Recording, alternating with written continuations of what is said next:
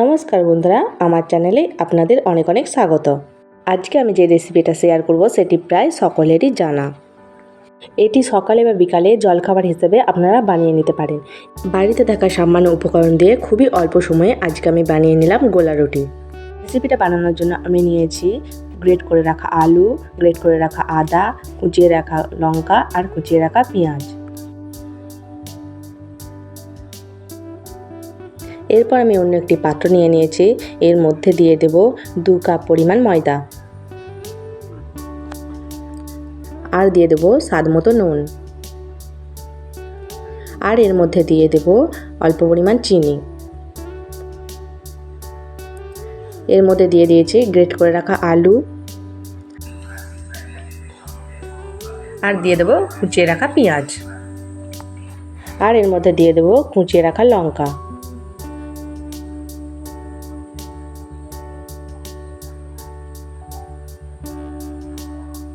আর দিয়ে দেবো গ্রেট করে রাখা আদা, আর এর মধ্যে দিয়ে দেবো আগে থেকে ফাটিয়ে রাখা কাঁচা ডিম।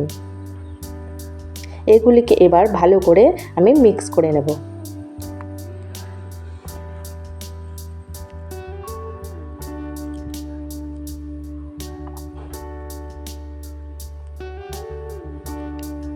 এরপর এটিকে ভালোভাবে মিক্স করার জন্য অল্প অল্প করে আমি জল দিতে থাকবো।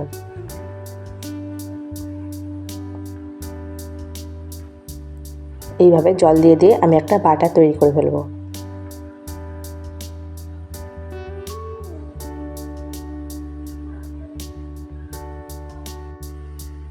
ভালোভাবে ফাটিয়ে নেব যাতে কোথাও দানা দানা না থেকে থাকে।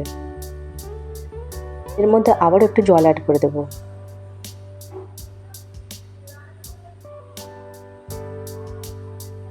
আমি খুব ভালোভাবে ফাটিয়ে নিয়েছি। এরপর এটিকে একটু রেস্টে রেখে দেব। এরপর একটি তাওয়া নিয়েছি, এর মধ্যে কিছুটা তেল দিয়ে তেলটিকে চারিপাশে মাখিয়ে নিচ্ছি। এরপর আমি 1 হাতা বাটার এর মধ্যে দিয়ে দিলাম। এদিকে চারিপাশ দিয়ে ভালোভাবে গোল করে নেব।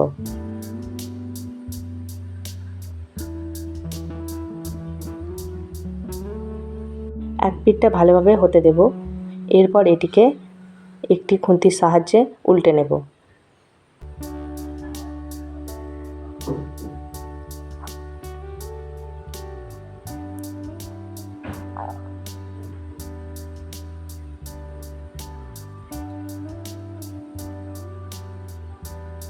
চারিপাশটায় চামচের সাহায্যে কিছুটা পরিমাণ তেল দিয়ে দেবো, যাতে এটা আমাদের উল্টাতে পাল্টাতে না অসুবিধা হয়ে থাকে।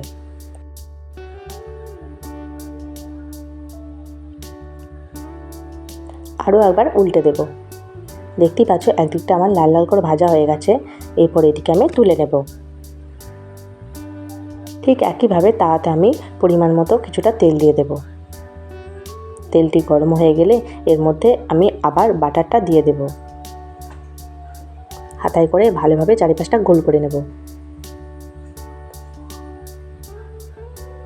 তো আমার এক পিঠটা ভাজা হয়ে গেছে। এরপর ঠিক একইভাবে উল্টে নেব। এটিকে উল্টে পাল্টে ভালোভাবে নেড়ে চেড়ে এটিকে তুলে নেব।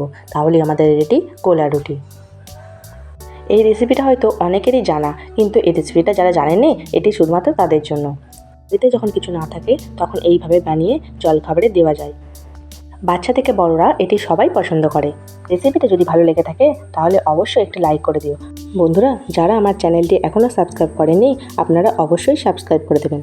আজকের মতো এই পর্যন্তই। দেখা হচ্ছে নতুন একটা রেসিপিকে নিয়ে।